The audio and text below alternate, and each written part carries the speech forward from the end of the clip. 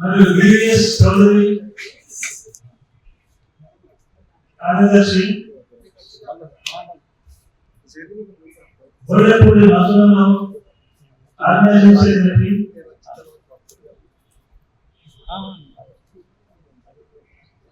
ఉన్న Venkateswarlu organising secretary.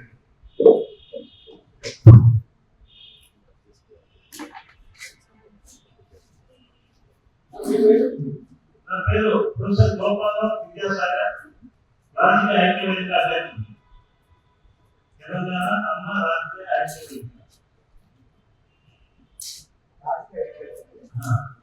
Telangana అమ్మ రాజకీయ ఐక్యవేదిక.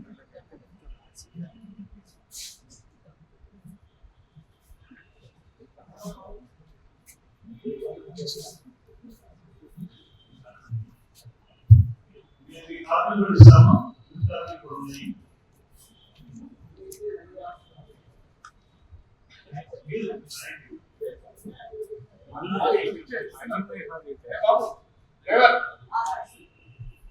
चलो सर चलो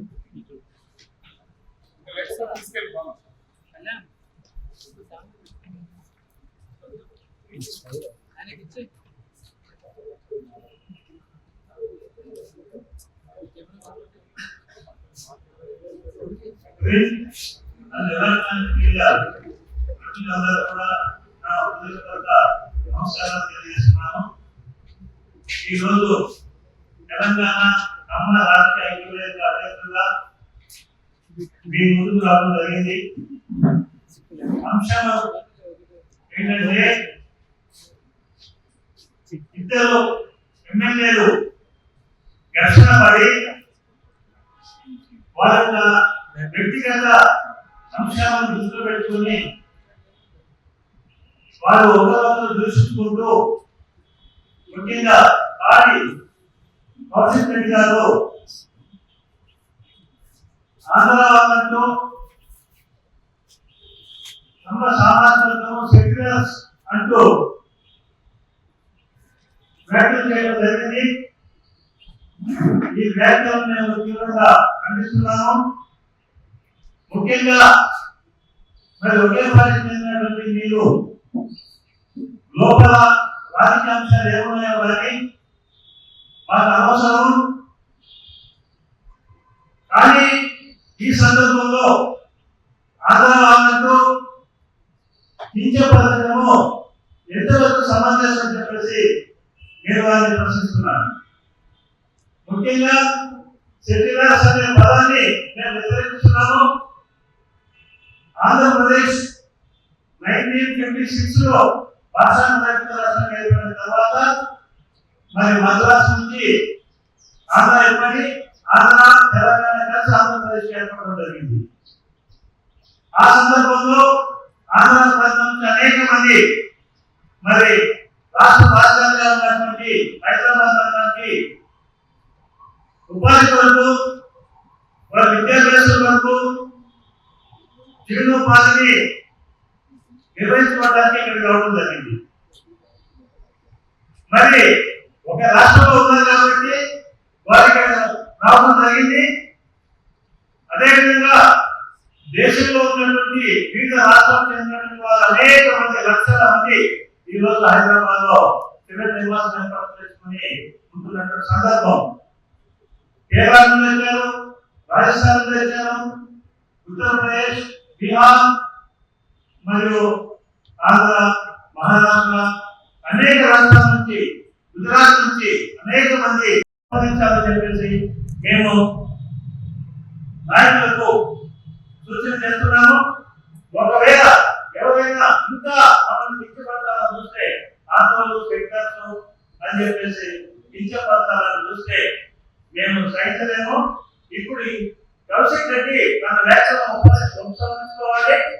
వారు మాకు క్షమాపణ చెప్పాలి నా సమాజానికి. మాకే కాదు, సెక్యులర్స్ అనే పదం వాడిన 80 లక్షల మందికి వారు సమాధానం చెప్పగలుగుతున్నారు. హైదరాబాద్ లో మీరు చూశారు, మన కరీంనగర్ నుంచి ఇప్పుడు వచ్చి స్థిరపడ్డారు, నిజామాబాద్ నుంచి వచ్చి స్థిరపడ్డారు, ఖమ్మం నుంచి వచ్చి స్థిరపడ్డారు. అదే వీళ్ళందరూ కూడా కొన్ని అవసరాలు బట్టి వారి యొక్క ఉత్సాహాన్ని బట్టి వారి ఇక్కడికి రావడం జరిగింది. అయినంత మాత్రాన వాళ్ళందరూ సెక్టర్ అందజాగా మన ప్రజలే ఇక్కడ ప్రస్తుతం ప్రత్యేకంగా సెక్టర్స్ అనేవాళ్ళు ఇక్కడ తెలంగాణ బిడ్డలే వాళ్ళందరూ కూడా. మేమంతా తెలంగాణ బిడ్డలే. మేము ఇక్కడ పుట్టాము, మా పిల్లలు పుట్టారు, మా మనోదయాలు, మా జీవనము, సంస్కృతి, భాష, వేషం అంతా కూడా తెలంగాణ. కానీ తెలంగాణ నుంచి వేరు చేయాలని చూడటం అనేటటువంటిది దుర్మార్గమైనటువంటి చెప్పేసి మేము దీన్ని ఎవరైతే వ్యాఖ్యలు చేశారో వారికి ముందు వ్యాఖ్యలు చేయకూడదని చెప్పేసి మేము గట్టిగా హెచ్చరిస్తున్నాము. మేము ఎన్నికలప్పుడు కానీ మేము ఇతర సందర్భంలో కానీ ఆ రాజకీయాలు వేరు, సమాజంలో మనం కుటుంబంతో జరుగుతున్నాం కాబట్టి సమాజంలో కలుసుకున్నటువంటి వారిని ముఖ్యంగా మేము అన్నదమ్ములాగా, అక్క చెల్లెల్లాగా, స్నేహితులాగా తెలంగాణ సమాజంలో కలిసి మంచి జీవిస్తున్నాం. తెలంగాణ ప్రజలు చాలా గొప్ప వాళ్ళు, వాళ్ళు చాలా మంచి వాళ్ళు. అందరూ కూడా తక్కువ ఉన్నది. అది కొంతమంది నాయకులు తమ రాజకీయ రక్తి కోసం ఈ యొక్క దుష్ప్రచారం చేస్తూ ప్రజలలో ఒక అభివృద్ధిని చేసి ఏదో చేయాలా, ఏదో చేయాలని తపన వాళ్ళలో కనబడుతుంది. ఇది వారు పంతులు ఉండటము, వారి చర్యలను ఎవరు కూడా ఆశించరు. ఇక ముందు ఇక్కడ చర్యలు పాల్పడాలని చెప్పేసి మాకు సమాజ వర్గాన్ని సెక్యులర్స్ అనే పదం ఎవరైతే ఉద్దేశించారో అందరూ కూడా మారిపోయింది. ఒక ఆంధ్రాబాద్ సెక్యులర్స్ అనేది వాడే కాదు. ఈ రోజు హైదరాబాద్ లో 1,10,00,000 మంది ప్రజలు నివసిస్తున్నారు. అందులో సుమారుగా 80 లక్షల మంది ఈ భావనతో చూసినట్లయితే వారి కూడా సెక్యులర్ అవ్వాల్సి వస్తుంది. అంటే మీరు అవమానపరిచింది, కించపరిచింది, దూషించింది ఒక ఆంధ్ర సెక్యులర్స్ అనే పదాన్ని వారిని మేము అందరూ కూడా అనుభవించుకొని బాధపడటం జరుగుతుంది. మరి గుజరాత్ నుంచి వచ్చినటువంటి వారు, కేరళ నుంచి వచ్చినటువంటి వారు, వెస్టర్న్ నుంచి వచ్చినటువంటి వారు ఈ యొక్క తెలంగాణలో వారు మంచిగా స్థిరపడి అందరితోని ప్రేమాభిమానాలతోని జీవిస్తున్నారు. వారి పనిలో వారు చేసుకుంటున్నారు. వారి జీవన మీద వారు కొనసాగిస్తున్నారు. మరి శాంతియుతంగా ఉంటున్నటువంటి ఈ యొక్క ప్రజల మధ్య మరి మీ రాజకీయ లబ్ధి కోసము, రాజకీయ ఉద్దేశంతో వ్యాఖ్యలు చేయడం ఎంతవరకు సమంజసం అని చెప్పేసి మేము ఈ వేదిక నుండి వారిని ప్రశ్నిస్తున్నాము.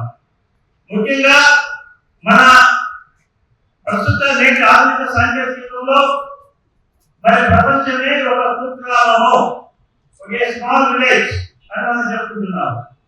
మరి ఈ యొక్క గ్రామం అన్నప్పుడు సాంకేతిక ప్రదృష్ట్యా అమెరికాలో ఉన్న, విదేశాల్లో ఉన్న, ఎక్కడున్నా మన ఛానల్లో కమ్యూనికేషన్ చేయగలుగుతున్నాము, వాట్సాప్ లో చూస్తున్నాము, ఈమెయిల్స్ ద్వారా కూడా వాళ్ళతో సంబంధాలు పెట్టుకుంటున్నాం.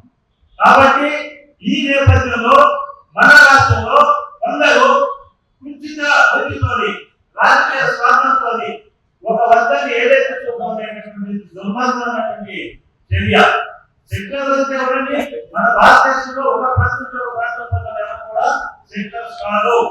ముఖ్యంగా ఈ పదాన్ని మేము తీవ్రంగా ఖండిస్తున్నాము, తీవ్రంగా వ్యతిరేకిస్తున్నాము. ఒక ఎగ్జాంపుల్ చెప్పాలంటే బంగ్లాదేశ్ రోహింగ్యాలో, మరి పశ్చిమ బెంగాల్లో, ఇంకా అదర్ ప్రాంతాల్లో కూడా మన ఓటర్ సీట్లో కూడా ఉన్నారు. వాళ్ళు సెక్యులర్స్ అన్నారు, కానీ భారతీయులు కాదు. మనందరం కూడా మొదటిగా ఒక ప్రాంతానికి చెందిన వాళ్ళము, తెలంగాణ రాష్ట్రానికి చెందిన వాళ్ళము, తర్వాత భారతీయులుగా మనము పేర్కొనబడుతున్నాము. ఇది మన జన్మ హక్కు. కాబట్టి ఈ యొక్క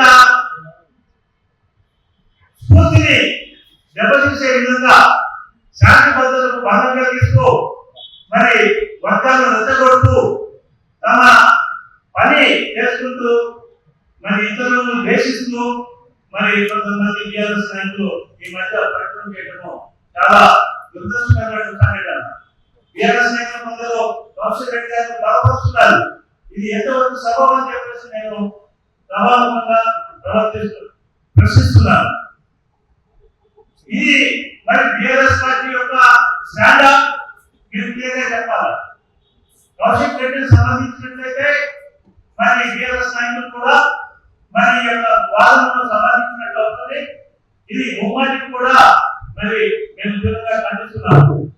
ఒకటి ఒక విధంగా చెప్పాలంటే మా ఆత్మ ప్రతి ఒక్కరు కూడా ఆత్మాభిమానం ఉంటుంది. వారు ఎవరైనా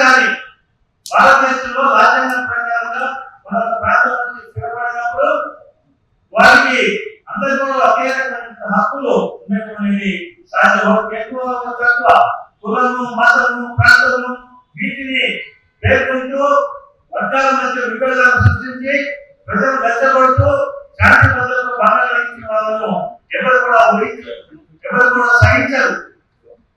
మరి ప్రభుత్వం కూడా దీనిపైన చర్య తీసుకోవాలి. మరి ప్రజలందరూ కూడా సమానమేనండి. ఒకసారి ప్రభుత్వం వచ్చిందంటే ప్రతి ఒక్కరు కూడా కుల మత ప్రాంతాలకు అతీతంగా అందరూ కూడా గౌరవించుకోవాల్సింది, అందరూ కూడా ఓటాడుతుంది, అందరూ కూడా ప్రజలే, అందరూ కూడా పాల్గొనాల్సినటువంటి ప్రభుత్వము మరి అందరినీ సమానంగా చూడాలి. ఇట్లాంటి దుష్ట శక్తులు యొక్క సమాజంలో అపసత్యాలు సృష్టిస్తూ మరి విభేదాలు సృష్టిస్తూ ఘర్షణలు సాగించినట్లయితే వ్యక్తిగత అంశం అది. ఎందుకంటే బీఆర్ఎస్ పార్టీ అనేది ఇప్పుడు రెచ్చగొట్టాలి. అందుకే ఆ అవసరం అనేది వచ్చింది. గాంధీ బాగా తెలుస్తుంది. ఆ గాంధీ అనే అతను ఇంతకుముందు గోడ మీద